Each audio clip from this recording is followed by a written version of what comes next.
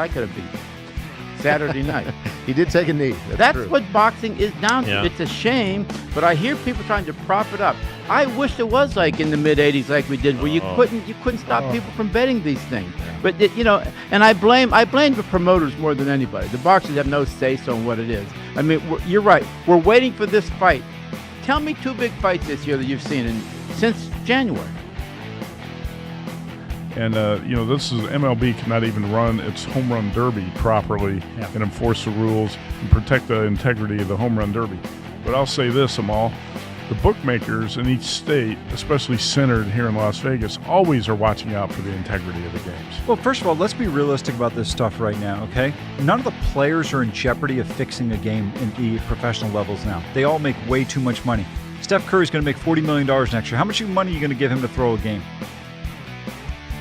People might be wondering, hey, it's middle of July, football's a couple months away, why are we talking about it? But as I've talked to your managers back here, people are already putting action down on football, whether it's college or pro. The professionals, what they'll do is they know we're putting them up. They'll start doing their work early. Now what will they do? Well, the same as us. They'll watch how our team's performing, what's coming out of camps. Are there any injuries? Is there any new schemes? Look at new hires from a coaching perspective and things like that. Free agent signings and all. So the exercise that you guys are doing is good because you want to get to the window. You have an opinion, and it's a different opinion. That's fine. Let's say it would have went the other way, where all this money would have shown on the Golden State Warriors. The game opened 4.5 and went to 9, and then they beat them. They beat their brains in. The only thing you would have read about is like those people in Las Vegas knew that LeBron's hand was broke. They kept letting people bet 4.5, 5, 5.5, 6, knowing that they had no chance to win. But nothing came out about it. No penalty was given to the Cleveland Cavaliers. I don't understand it. And I really don't understand is Adam Silver being quiet? They travel at speeds pushing 200 miles per hour. The very best drivers in the world putting their lives on the line every week. It's time to get the lowdown on this week's contenders, plus a look at the key driver matchups. Right now on Gone Racin. Green flag, let's get it going. We're going to do this for 16 weeks until we crown a champion in the Monster Energy Series. Ron Flatter with you here.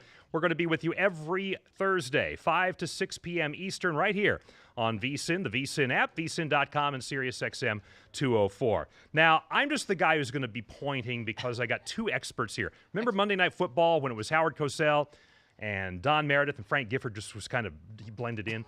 I got Howard and Don right over here. Brendan Gaughan, ladies and gentlemen. You talk about Gone Racing is G-O-N-E Racing, but G-A-U-G-H-A-N, Gone Racing. Of course, we remember certainly all the time you were a full-time driver, still driving a little bit though in the NASCAR Infinity and even occasionally in the Monster Energy Series. What's the No, I'm semi-retired. The big fella fired me last year, replaced me with younger, skinnier, and better looking.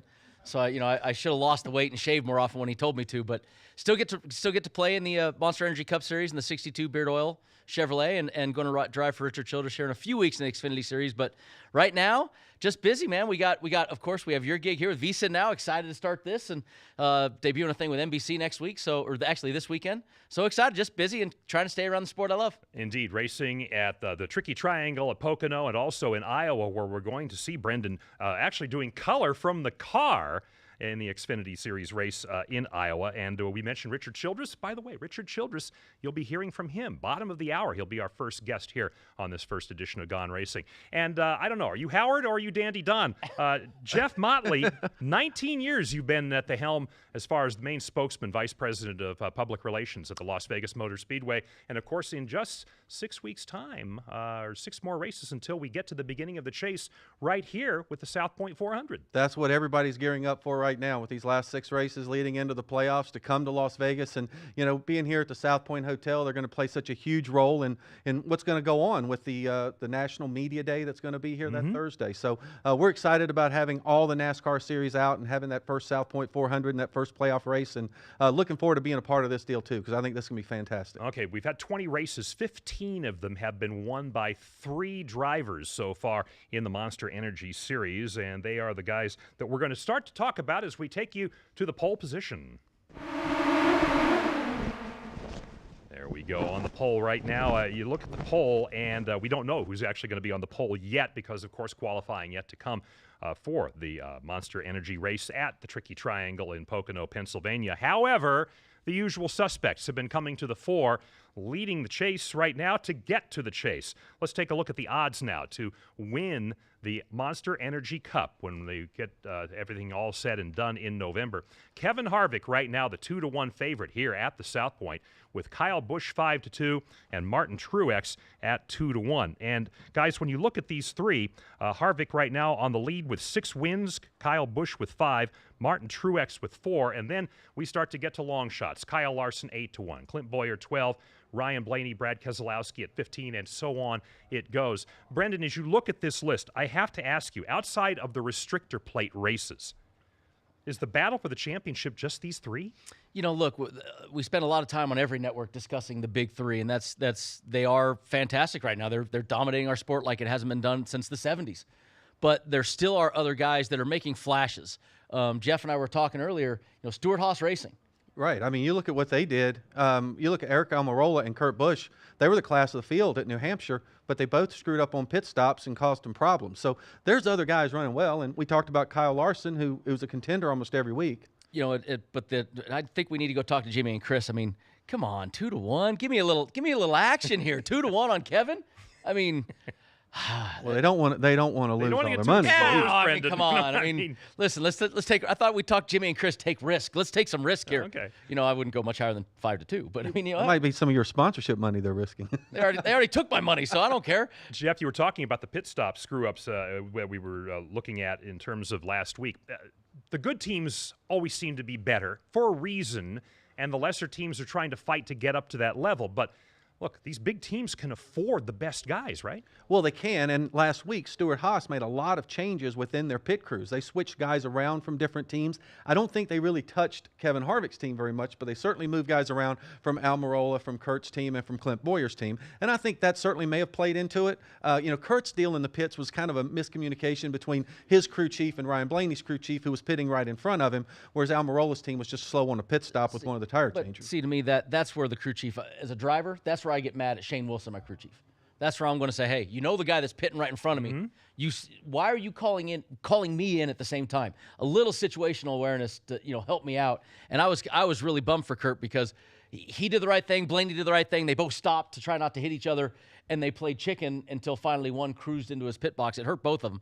But yeah, the crew chief got to be more on the ball on that one. Well, and if Ryan's saying, I'm going to wait and let Kurt in because he's obviously got a chance to win the race, then Ryan's crew chief needs to let Kurt's crew chief know that, so Kurt knows he's not going to pull out there and hit him, and Kurt can go straight into his box. It probably cost Kurt the race. It cost both of them a chance. Now, you talk about what happened then. Let's also talk about what happened at the end, because Kevin Harvick did take the checkered flag and get the victory last weekend in New Hampshire, but he literally bumped Kyle Busch out of the way in order to get his 6th win of the season. Kyle sitting, of course, as we mentioned, on 5, and defending champion Martin Truex Jr. has 4 so far. Now, we have to ask the question as how this race ended because of that little end of the race dust-up. Is Harvick going to be in for a little retribution from Kyle Busch? The next short track is 4 weeks away. Got a road course coming up after Pocono this week. And here's what Harvick had to say about the possibility that they could be getting together again. I knew I needed to take the opportunity as early as I could get it because I knew that he was thinking late, and we needed to do it when he wasn't expecting it, because the more opportunities to get in his wheelhouse, in his thought process, the less chance that you have. He's that good. And if you wait till 2 or 3 to go, the entries are going to get shallower. He's going to start grinding on the brakes a little bit harder. He's going to put himself in a position to not get hit, and he's going to go on defense and start to really get aggressive too. So it's I wanted to do it earlier just to try to catch him off guard. All right, there's one side of it. Let's hear what Kyle Busch had to say. It was just a matter of time, though. Those SHR cars were really fast. It was just a matter of time before they'd get to me and get by me. But a little bumping and banging, Rubbin's Racing. We go on next week. All right, guys, what's your reaction to how the race ended last week at New Hampshire? Well, I think it's being made a big deal because it was Kyle Busch and Kevin Harvick, who are probably the two leading guys to win the championship. But I'm telling you, and I think Brendan would agree with this, if it's late in a race and you're in second place and you're faster than the guy in front of you and he's not getting out of your way, at some point, I don't care what track you're on other than Daytona, Talladega. Did he wreck him? No. Did He didn't Kyle Busch spin? Did he hit the wall? He did not Dale Earnhardt to Terry Labonte him. He did not do what Joey Logano did to Matt all Kenseth. he did He moved him out of the move race. Exactly. And it was an art, and that's what a lot of people don't understand. There's an art to moving somebody. It is, anybody can go out there and just hammer somebody in the rear, spin them out, wreck them. That's easy to do. And I learned from Dennis Setzer way back in the day. It's an art, and it's pretty when you do it right. And what Kevin did was pretty. And Kyle knew the week before, him and Kyle Busch, Kyle Larson, great finish to the end. We've been talking on my Sirius show on the Fantasy Racing Preview. The big thing people wanted to see was every week somebody's winning one of the big three, but they're not battling it out. We finally got what we wanted. The two of the juggernauts battling it out. And what happened? It took one moving the other. And they're going to move each other anytime they need. And what I like is both of them are talented enough. They're just going to move each other. Right. And Kyle's been around long enough. He knew it was coming. Oh, but it's like Kevin said. Four laps he hit it. But Kevin said, I didn't want him to know exactly when it was coming. And look, I'm also telling you, if you're watching that race on TV, you're also seeing raindrops hit the camera. Oh, yeah. I mean, Kevin is seeing raindrops hit his windshield. And yes, there's 7 laps to go. But at some point, he's got to figure it could start pouring down rain any minute. And if it starts raining again, as late as it was on the East Coast, they've got no lights at New Hampshire, this race is over, and I didn't take my chance when I had it. No, I think Kevin did the exact right thing. I think Kyle's reaction. Kyle's was perfect. Right, He said what and Kevin would have had the same reaction if the roles had been reversed and Kyle had done it to him. Now, if you wreck the guy, now we're talking about a whole different story. But they didn't wreck. And as we've watched NASCAR get back to a point where they let drivers be drivers and they're not taking this to a meeting afterward to try to figure out and adjudicate the whole thing, are drivers figuring out what they can do now that the rules have become maybe a little bit more lax or back to the old days in the last couple of years? I don't know. I think once you bolt that helmet on, and all that other stuff kind of goes out the window, doesn't it? Time out here. I'm not going to say we're a bunch of buffoons. But we've always known the rule. We've always known, and you watch a lot of interviews we give. I will race you like you raced me. And if a guy comes up and dumps me, then guess what? Next time, I was never a guy that liked to do it with a race car. I like to beat the crap out of you after the race. That was more my style. You get in more trouble for that, by the way, than you do if you use race car. Yeah. Normally. You didn't have too many of those, did you? I remember one, I think. So we have video right now. We'll run right at this moment. Fortunately, there's no video of the last two. But, so to me, I like that they give the reins to us. And watching these two, watching what Kyle Larson did to Kyle Busch the week before, that was great racing. That's what the fans want to see. What Kevin and Kyle did there, that's what fans want to see. The Kevin Harvick fans, they loved it. The Kyle Busch fans said, oh, boo, what a jerk.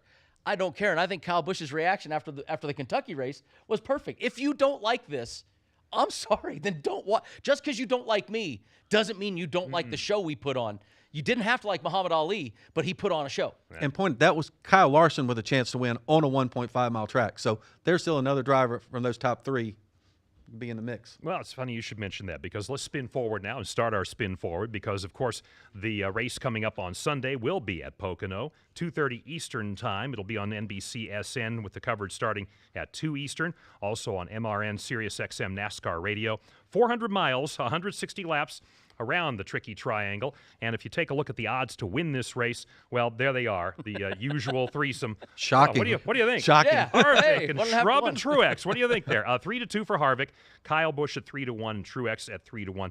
The question is, though, outside of the top 3, who can make a move to solidify a position in the chase and maybe even kind of, tap on the portal a little bit, even with a battering ram, to say there might be a 4th or a 5th driver in here?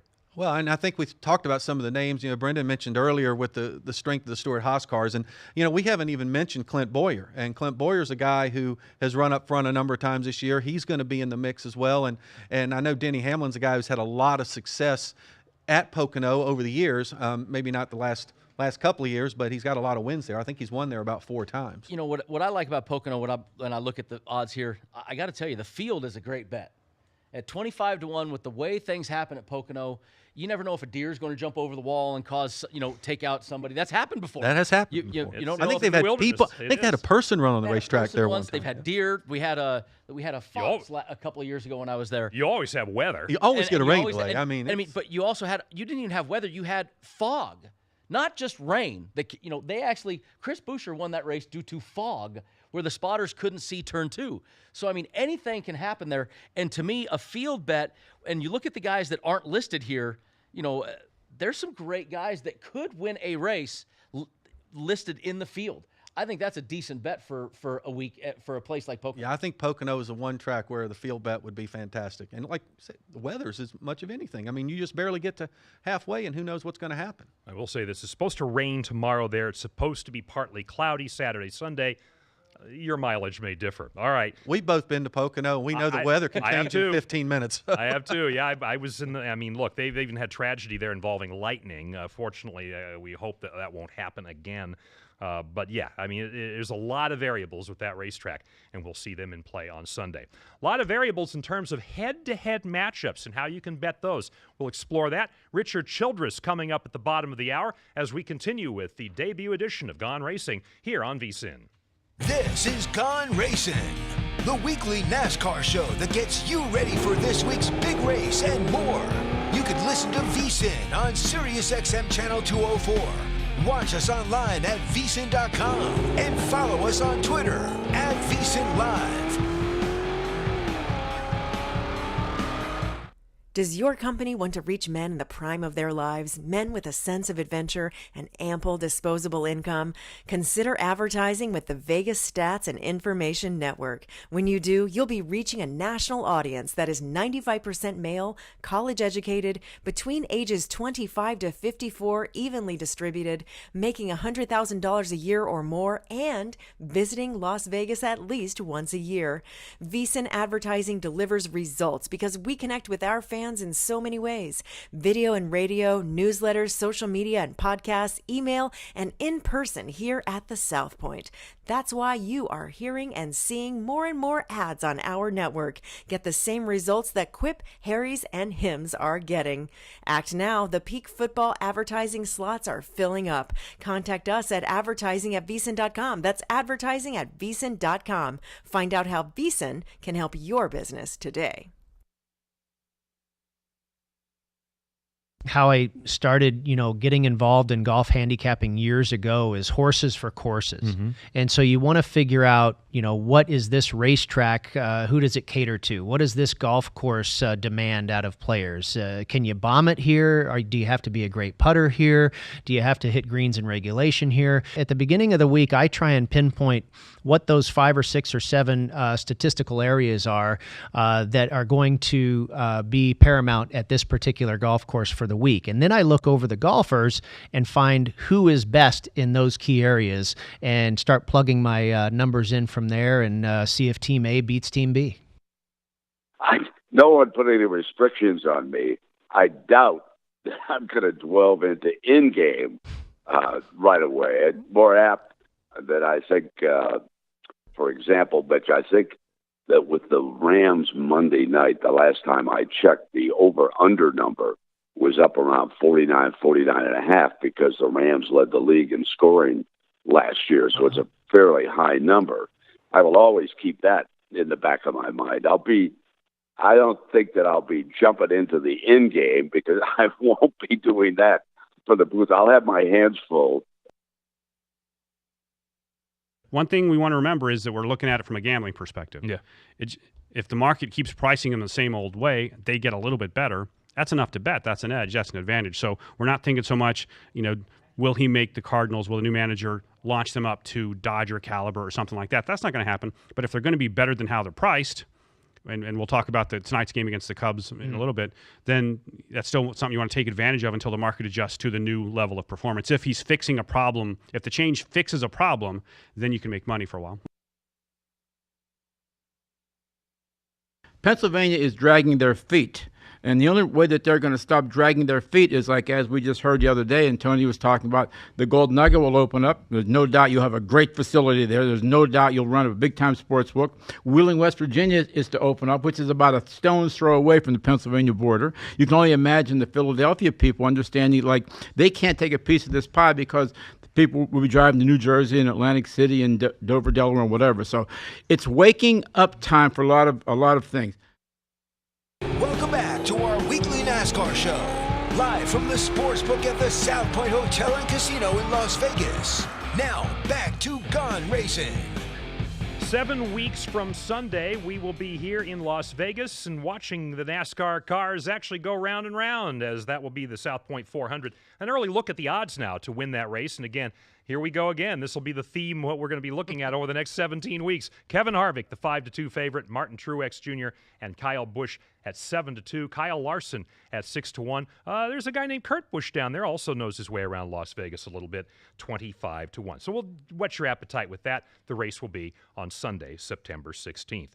Ron Flatter here on the VSiN with Brendan Gaughan and Jeff Motley as we are bringing you Gone Racing. And as we do so now, why don't we go ahead and take a look at how we're lapping the field. And what that means is we're going to examine matchups, because one of the things you can do here in Las Vegas, here in Nevada, and hopefully in other places around the country eventually, is bet matchups, individual matchups. And the Westgate has put up numbers for the Gander Outdoors 400, which will be taking place at Pocono, Pennsylvania on Sunday. And so we'll go over the first five rather quickly here, because these are the ones that are involving the big three and certain matchups with them. Kevin Harvick, Kyle Busch, 10 cents juice each way there. Kyle Busch, Martin Truex Jr., shading toward Kyle Busch, minus 125. Kurt Busch and Joey Logano. Logano with, you actually lay 6-5 on him if you want him, even money with Kurt. Kevin Harvick, Martin Truex Jr., it's a minus 125 situation with Harvick. And with Kyle Busch and Kyle Larson, look at this one. Busch minus 190, Kyle Larson plus 160. Guys, your thoughts about those first five, maybe that, especially that last one? You know, that's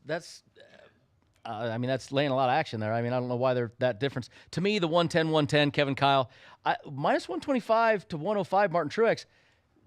Kevin Harvick's never won it. Pocono. I was going to point that out. He's never won. He's had a lot of second-place finishes, but, I mean, here's the guy that's the favorite on these all these driver matchups, and he's never won there, and which also means he's hungry and wants to win there, too. But it also means the flip side. It doesn't mean he has to win to win the matchup. He just has to beat Kevin. Right. And that's where the thing comes in. Kevin's had two second-place finishes last two races there. So, I mean, but as fast as Martin's been, that one I struggle with. The Kurt Busch, Joey Logano, two Fords, two different race teams, but two Ford camp, getting even money. It's not enough for me to spend much, but the line might be moving a little bit. But that to me is a pick 'em right there between Kurt and Joey. I couldn't make a choice right now on either one of those. Yeah, if you're gonna bet one of these five, I mean, the one that you could win on is Kyle Larson. And look, Kyle Larson is a guy who is a threat to win every single week. I mean, win the race. Kyle Busch, I mean, he's got some wins at Pocono, and Kyle Busch is going to run up front. But again, if you're trying to win some money, that would be the one to bet on, Kyle Larson. I mean, you're laying. That's a big price to pay to lay right. cents on Kyle Busch, but you're getting 8-5 on Kyle Larson. Exactly. I mean, you're not getting that plus 160 on a driver that doesn't run in the top 20 doesn't have every to week. win. This is a driver matchup. Just All has you to got to do Kyle is Busch. beat Kyle Busch. All right, again, in the individual matchups, there are 4 in particular, and there are more than just these 9 that we're showing on the screen on VSiN.com and the VSiN app.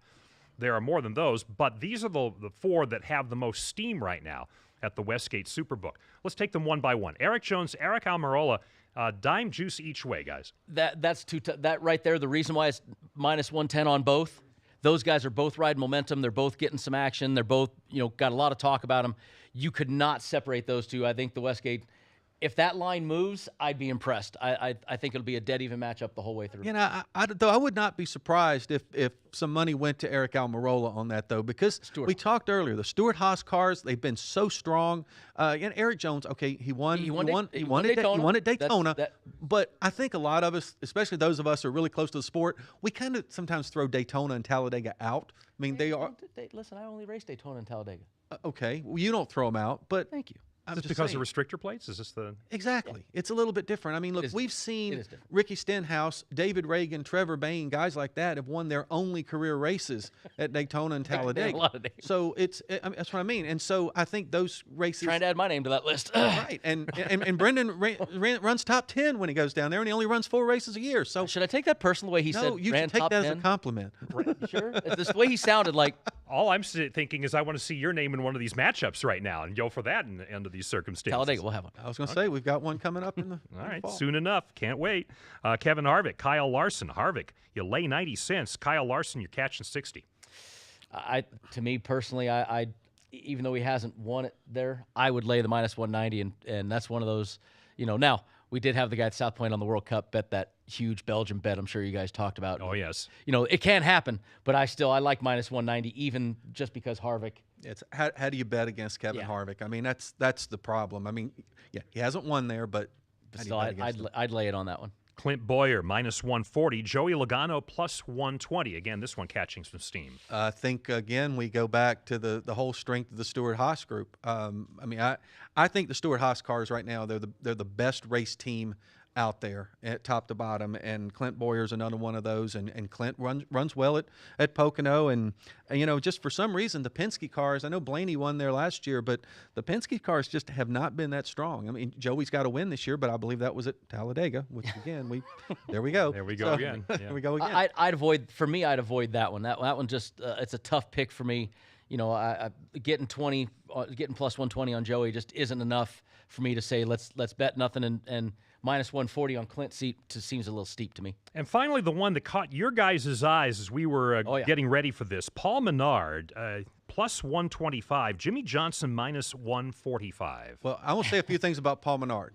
First off, he's driving for the Wood Brothers in a car that Ryan Blaney won there last year. Paul Menard also has a win at the Brickyard, which is probably the most similar track to Pocono that they race on.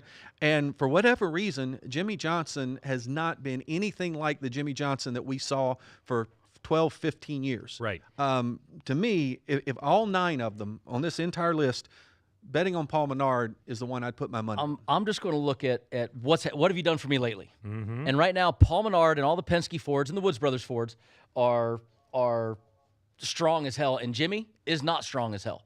So to me, plus 125, I'm going right now. That's my bet. That's my favorite action that you've got at the Westgate, and that's where I'm going to put my money is plus 125 on Paul. I just don't see Jimmy climbing out of that hole yet fast enough to beat the Fords of Paul. Well, stand by for more betting information, not only from these guys, but also from our own Jeff Cogliandro from Point Spread Weekly, our NASCAR expert. But right now, Richard Childress is calling in, and we're going to put him on the air so you can hear from him directly. Next, Gone Racing on VSiN. This is Gone Racin', the weekly NASCAR show that gets you ready for this week's big race and more. You can listen to VSiN on SiriusXM Channel 204. Watch us online at VSiN.com and follow us on Twitter at VSiN Live.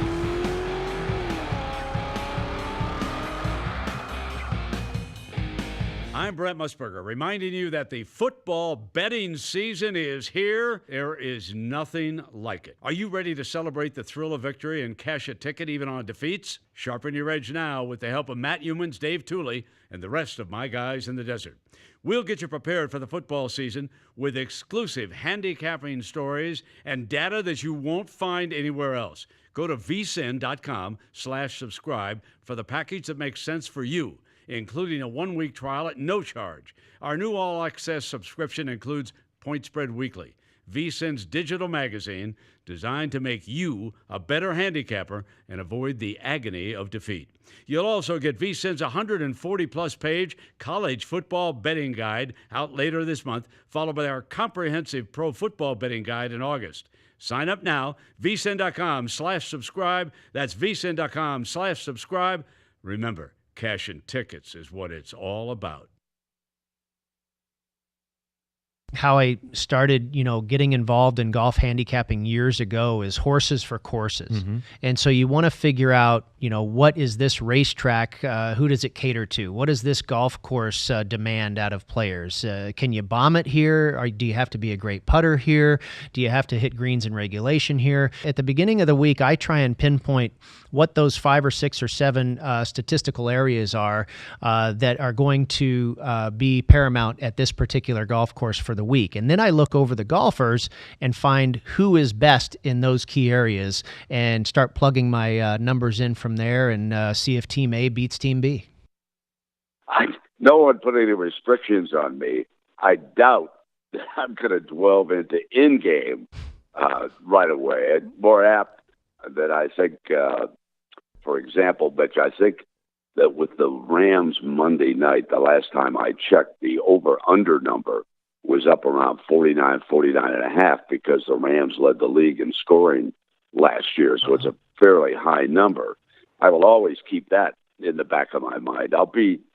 I don't think that I'll be jumping into the in game because I won't be doing that for the booth. I'll have my hands full.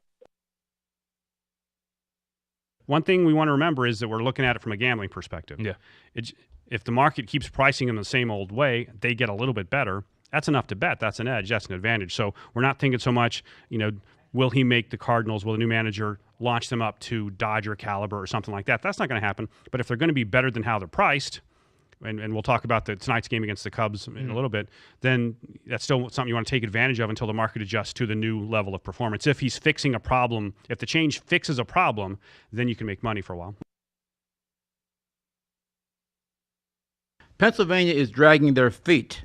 And the only way that they're going to stop dragging their feet is like, as we just heard the other day, and Tony was talking about, the Gold Nugget will open up. There's no doubt you'll have a great facility there. There's no doubt you'll run a big-time sports book. Wheeling, West Virginia is to open up, which is about a stone's throw away from the Pennsylvania border. You can only imagine the Philadelphia people understanding, like, they can't take a piece of this pie because people will be driving to New Jersey and Atlantic City and Dover, Delaware, and whatever. So it's waking up time for a lot of things. Welcome back to our weekly NASCAR show, live from the Sportsbook at the South Point Hotel and Casino in Las Vegas. Now, back to Gone Racin.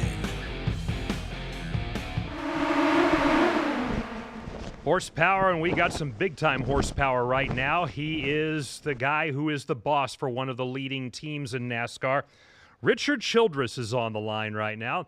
Richard, thanks so much for joining us here on VSiN. I got to ask you right now, right off the bat, before we get into the nuts and bolts of what's going on now, has it really sunk in yet that your grandson, Austin Dillon, was able to win the Daytona 500? I know it's a lot of months later, but do you have to pinch yourself still to think about that proud moment in your family's history? Yeah, well, first off, thank you for having me on today, and really look forward to talking to you guys. We're sitting here. We was at Talladega today for a great announcement. Next year is going to be our 50th anniversary at RCR. It all started here in Talladega, and today Talladega, they just had a big announcement, and next year will be their 50th anniversary. But talking about Austin there, yeah, it was to see him win that race, I felt when he came by on the white flag, he had a great shot at it. I figured he was going to wreck or win, one of the two, and we were fortunate enough to come around and win. But there was so much, it was almost like a movie script with the little kid giving him a penny and the little girl giving Dale a penny, and 20 years later to the date, and cautions on the last lap, and to be able to win it, it was unbelievable, and we're still smiling over that, and will be for years, really. Richard, and Austin's with us here now in Talladega. He was here for this announcement. Oh, terrific. All right, so you guys are all together there, and that's fantastic. And, of course, Ryan Newman also on the team. Austin, they're part of the family and part of our family now. We want to certainly introduce you to a couple of guys you already know very well. Of course, we got Brendan Gaughan and Jeff Motley. Brendan, you want to go ahead and tee up a question here for Richard? Appreciate you, boss, coming on for me. You know, when they asked me if we could get a guest, I only one man, sir, had the horsepower that I was looking for, and that's the boss man. So I appreciate it. Well, thank you, brother. We're great. It's a lot of fun working with you. Well, I've been fun driving for you. I appreciate all the opportunities. Now, you take care of me. But now I'm sitting in the South Point. Dad got rid of me. He replaced me with that other kid that you got. So I'm sitting in the South Point right now. We're talking about sports betting with this stuff. And give me Austin Dillon to win the Monster Energy Cup is 200 to 1. Now I'm not saying I can walk to a window right behind me, but what do you feel about AD3 getting himself into the championship round at Homestead? I think anything in this sport is possible. I think we got our work cut out for us, but it wouldn't be a bad bet to throw $100 down on. People ask me if I bet on racing. I say every week, but different type of betting. Well, Richard, this is Jeff Motley, so appreciate you coming on again, and look forward to having you out at Las Vegas Motor Speedway here in a few weeks. And congratulations on your Hall of Fame induction.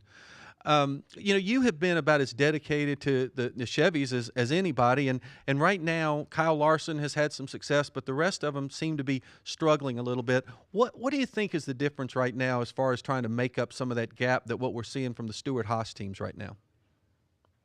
Well, I mean, anytime someone comes with a new car, it takes some time to get them going. I think we've got to work together as Chevy teams to get there. No different than Ford is and everyone else is. And I think we'll get there. It's just taking us longer than any of us ever expected. We thought we'd come out the box really strong with this car. And so we're just having to work on it. And I feel that, Austin won the only Chevrolet race this year. And that's what we're all after, is to win. Well, we're heading to Pocono this week, talking about winning.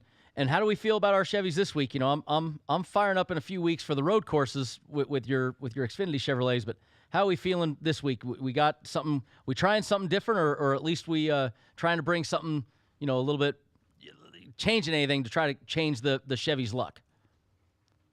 Well, every week we're going 2 times a week to the wind tunnel, and that's huge for RCR to make that investment. And we're passing a lot of stuff we're learning down to the Xfinity, and I think that's one reason you see them getting better. But we all working really hard to try to figure out. I think we're going to be good at Pocono. Each week we go, we find a little more and a little more. We had 2 cars that were in the top 10 right there at the end of the race, and Austin ended up with a wheel loose, or he would have been right there, and I think Ryan finished 6th. And it was a good day for RCR, but could have been a lot better if we hadn't had that loose wheel.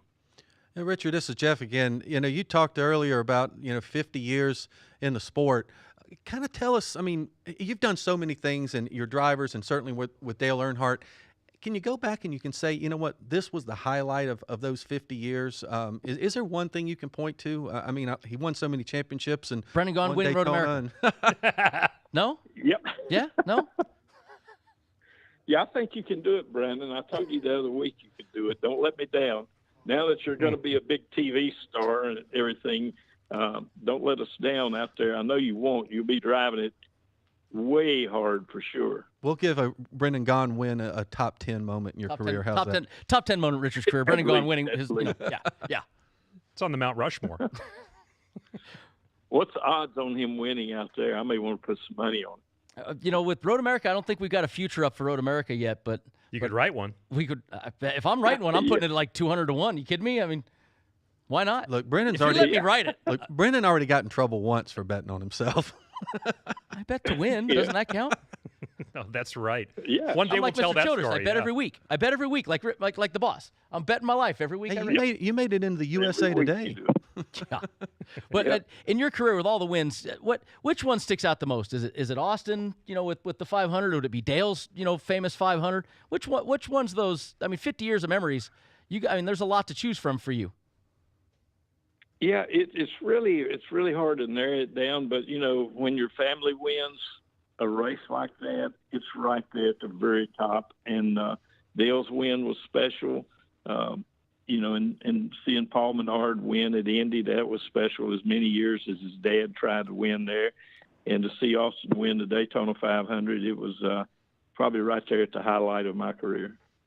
Richard Childress joining us here on VSiN, here on the debut edition of Gone Racing with Brendan Gaughan, Jeff Motley. I'm Ron Flatter. Speaking of your family, we're missing one name here because we talked about you and we talked about Austin.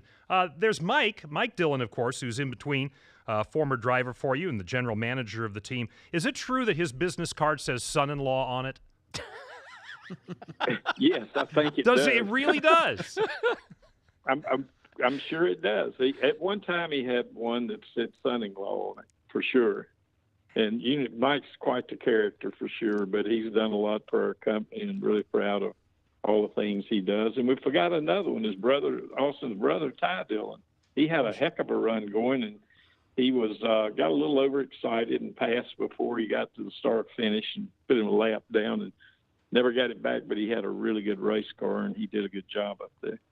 And on a more serious vein, it's so instantaneous when you get a win at the end of the race. You don't have a lot of time to prepare for that. But in this particular Daytona 500, Austin being on the pole with that number 3, you had a week to think about the fact that that was going to happen for the first time since Dale Sr. was on the track. How much did that mean to see them coming around, and here he is on the inside of row 1 with that number 3 car?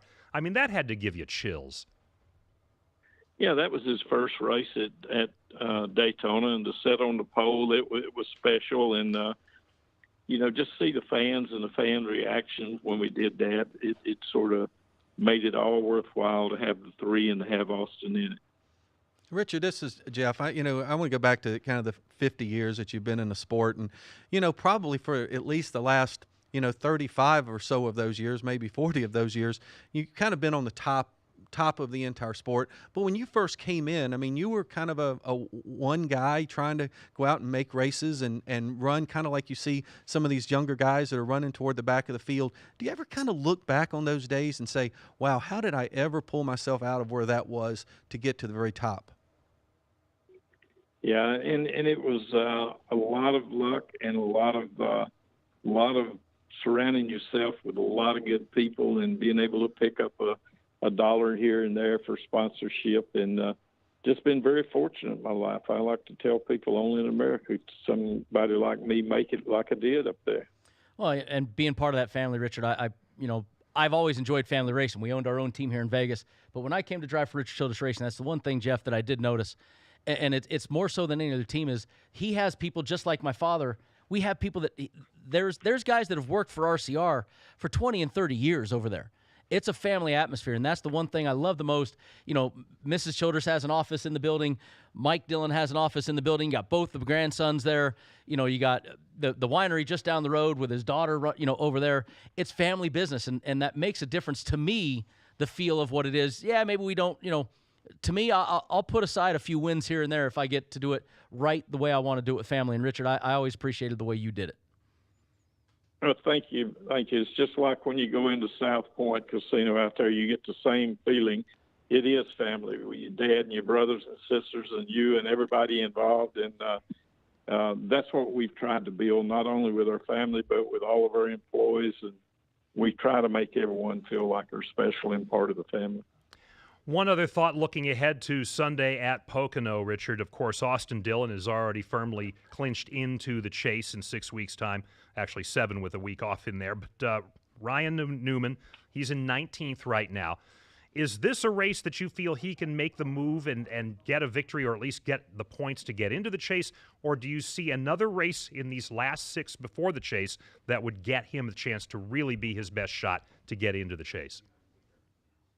Yeah, I think we would be right now a lot further up. Our cars have ran better than where we are. I mean, we've been in the top 10 several races and had problems or wrecks or whatever happened. I think that this hopefully last week will be a turnaround for us, and we can back it up here at Pocono this weekend. And I think, we need to win a race. Simple as that. Yeah, a win gets you in. That's kind of how it works, doesn't it? It does. Yeah.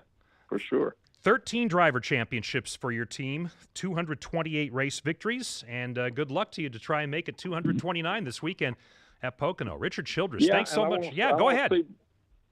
I want to see Brandon win that road race.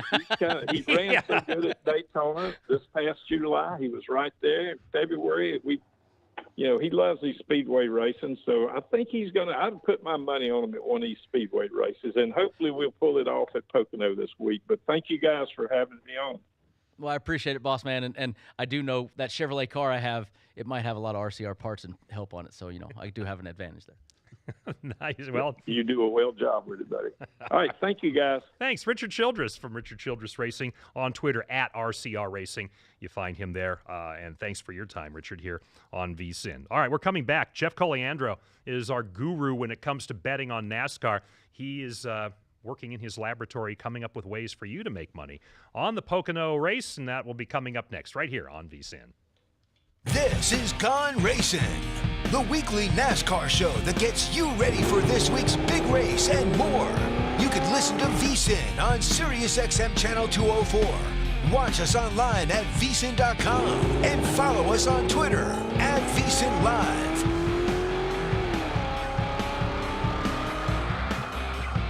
At VSiN.com, our goal is to give you the news you need to win 24/7. You'll find the up-to-the-moment odds for all the major sports on the board. Not only that, you'll be able to track how the lines change minute by minute right up to game time. You can also compare and contrast the odds from 11 sports books across Las Vegas, including our home base here at the South Point. Some sites make you pay for that information, but on VSiN.com, it's free thanks to our friends at Don Best Sports. You'll also find the latest information that could change those odds. The Don Best Injury Ticker makes sure you are the first to know when a significant line-affecting injury happens. Our VSiN personalities contribute their words of wisdom to the site, too. Brent Musburger, Matt Humans, Dave Tooley, Ron Flatter, and others offer their unique take on whatever you can bet on. And sign up for our daily newsletter. Jeff Vogel makes it his mission to give you insights into what the sharp bettors are thinking and sends it to your inbox every day. That's all the news you need to win on VSiN.com. Also look for us in the Apple and Google Play app stores. If you didn't catch VSiN last week, here's some of what you missed. Will someone in this universe start listening to me? Boxing is dying, and they don't know what to do about it. Yeah. This is what we're looking at. Obviously, two very good fighters, but other because they're Hispanic, they draw the people. Other than that, there really isn't nothing going on. We had to watch Pacquiao fight some guy that I could have beat Saturday night. He did take a knee. That's true. what boxing is down to. Yeah. It's a shame, but I hear people trying to prop it up. I wish it was like in the mid '80s, like we did, where you couldn't stop people from betting these things. But and I blame the promoters more than anybody. The boxers have no say so on what it is. I mean, you're right. We're waiting for this fight. Tell me two big fights this year that you've seen since January. And, this is MLB cannot even run its home run derby properly and enforce the rules and protect the integrity of the home run derby. But I'll say this, Amal, the bookmakers in each state, especially centered here in Las Vegas, always are watching out for the integrity of the games. Well, first of all, let's be realistic about this stuff right now, okay? None of the players are in jeopardy of fixing a game in the professional levels now. They all make way too much money. Steph Curry's going to make $40 million next year. How much money are you going to give him to throw a game? People might be wondering, hey, it's middle of July, football's a couple months away, why are we talking about it? But as I've talked to your managers back here, people are already putting action down on football, whether it's college or pro. The professionals, what they'll do is they know we're putting them up. They'll start doing their work early. Now what'll they do? Well, the same as us. They'll watch how our team's performing, what's coming out of camps. Are there any injuries? Is there any new schemes? Look at new hires from a coaching perspective and things like that. Free agent signings and all. So the exercise that you guys are doing is good because you want to get to the window. You have an opinion, and it's a different opinion. That's fine. Let's say it would have went the other way, where all this money would have shown on the Golden State Warriors. The game opened 4.5 and went to 9, and then they beat them. They beat their brains in. The only thing you would have read about is like those people in Las Vegas knew that LeBron's hand was broke. They kept letting people bet 4.5, 5, 5.5, 6, knowing that they had no chance to win. But nothing came out about it. No penalty was given to the Cleveland Cavaliers. I don't understand it. And I really don't understand is Adam Silver being quiet? Welcome back to our weekly NASCAR show, live from the sportsbook at the South Point Hotel and Casino in Las Vegas. Now, back to Gone Racin'. Ron Flatter along with Jeff Motley and Brendan Gaughan here on VSiN. And Brendan has his fantasy racing preview with Pete Pistone on SiriusXM Channel 90. 4 hours leading into every race. That means this week on Sunday it will be at 10 a.m. Eastern Time, 7 a.m. Pacific Time. 4 hours you get to do that. Well, it's a 1 hour show. It's 4 hours before every race. So the time changes. I was hoping we could make it, No, it's not a 4 hour. Me and Pete we could do it. I could fill 4 hours. You could, but no, it's 4 hours before the start of a race, so it changes every Sunday. This week is 10 a.m. Eastern time, and it's almost just like our VSiN show here, where it's a fantasy racing show, which is we're talking about matchups, we're talking about odds, we're talking about fantasy racing, which is just a form of gambling in the end, and it gives people the vested interest in the sport, and so apparently I found my niche. It has something to do with gambling and racing, so it works well for me. And putting a microphone in front of you doesn't hurt either. I appreciate the people giving me the shot. All right, Sirius XM NASCAR Radio, Channel 90 Fantasy Racing Preview with Brendan and with Pete Pistone. That'll be Sunday morning, 10 o'clock Eastern Time. All right, let's get to figuring out how we can make you some money with a few lessons thrown in here as we're going to be banking it. And we'll do so every week at this time with Jeff Cogliandro. He's the Point Spread Weekly NASCAR expert here at VSiN. And now, Jeff, one of the things that's kind of tricky trying to do anything as we look to the Tricky Triangle at Pocono this weekend, qualifying isn't until Saturday afternoon. So we don't know how the grid is going to be made up. So with that in mind, what sort of caveats do you put on trying to figure out how you bet right now? Thank you so much, Ron, and everybody. It's great to be on the show. Every week when we look at NASCAR, we take it individually. And when we look at a track like Pocono, the first thing that stands out is that there's only been one winner who's come in the last 10 races, who's come from outside the top 10. And that race was, as Brendan alluded to earlier, it was fog shortened. So starting up front is clearly paramount to getting into victory circle. Looking at it a little bit closer, we know that in all the races that have been run at Pocono, starting in the top 4, 56% of the races have been won from a top 4 starting position.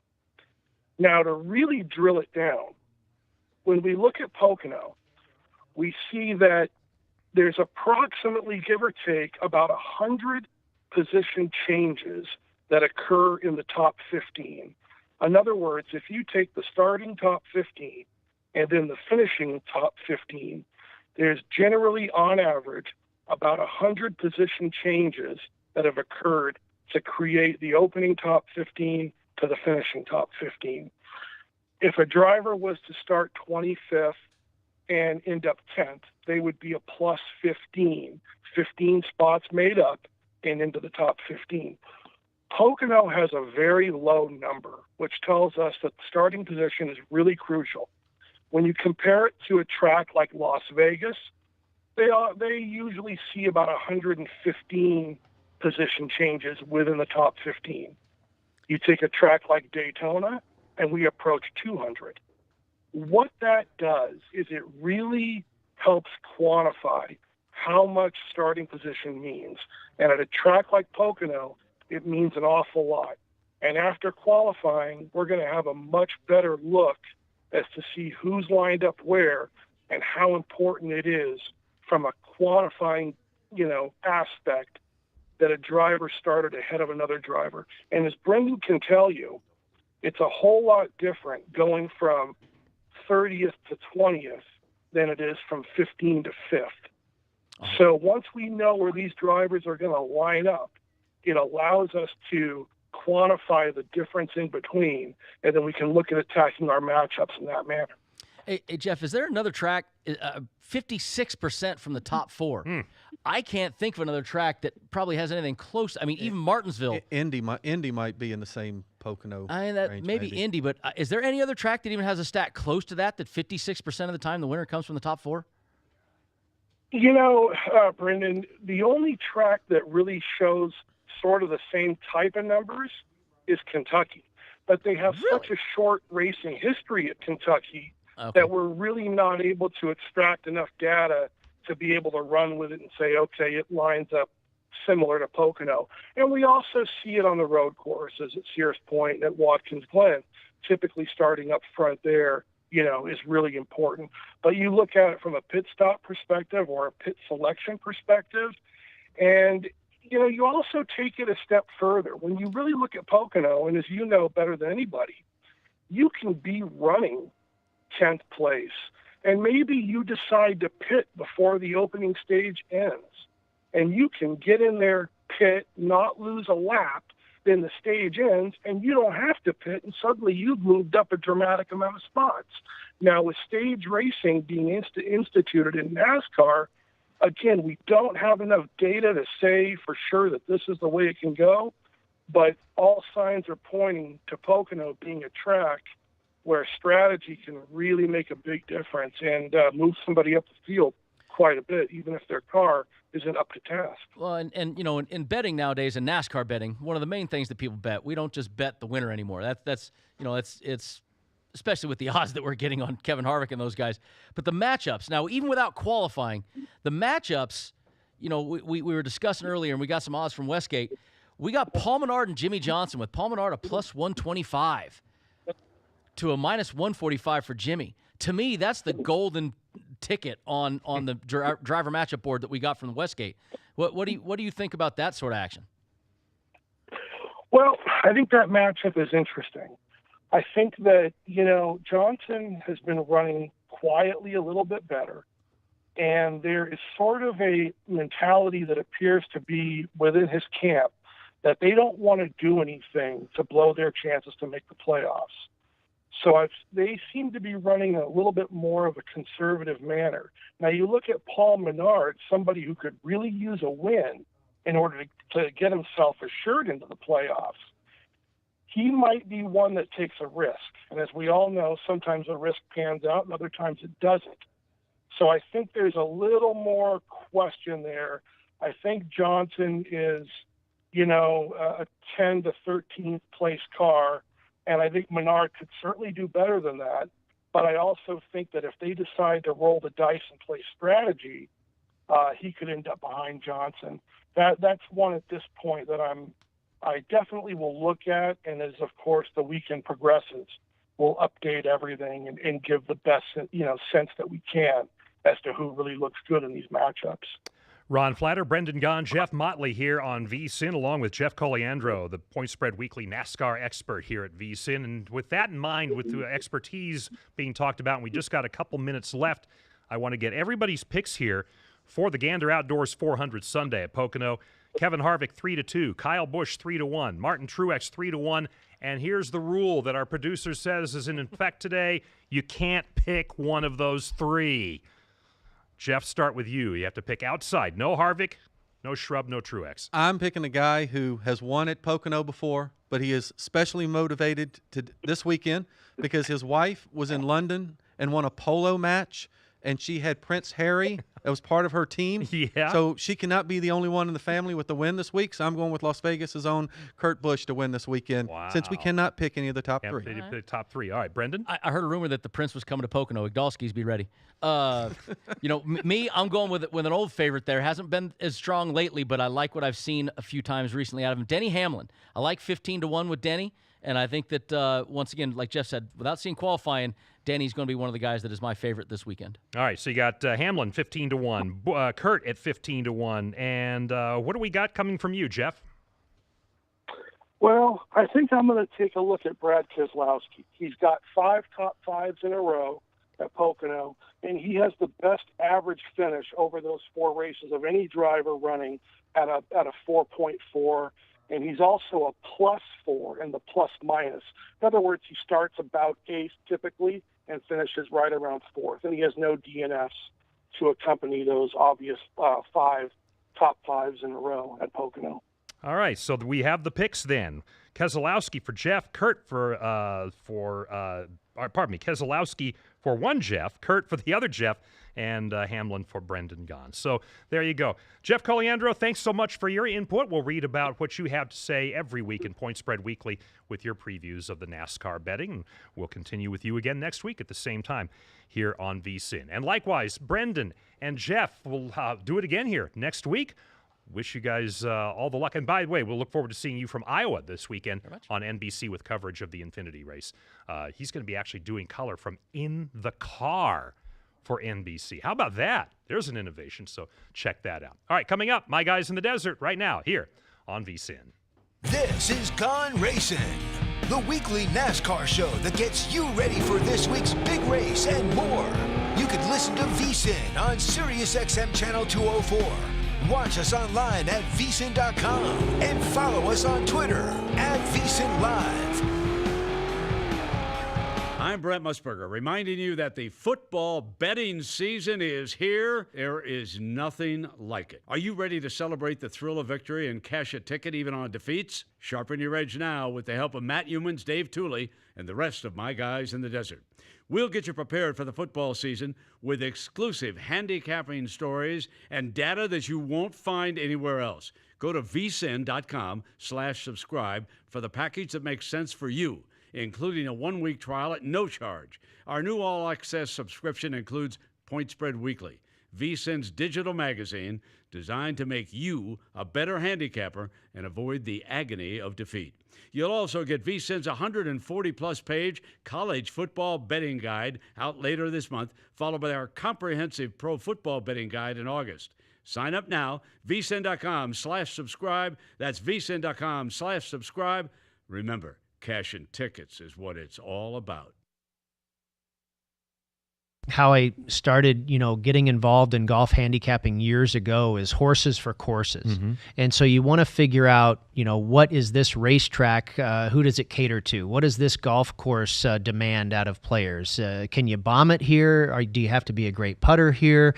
Do you have to hit greens in regulation here? At the beginning of the week, I try and pinpoint what those 5 or 6 or 7 statistical areas are that are going to be paramount at this particular golf course for the week.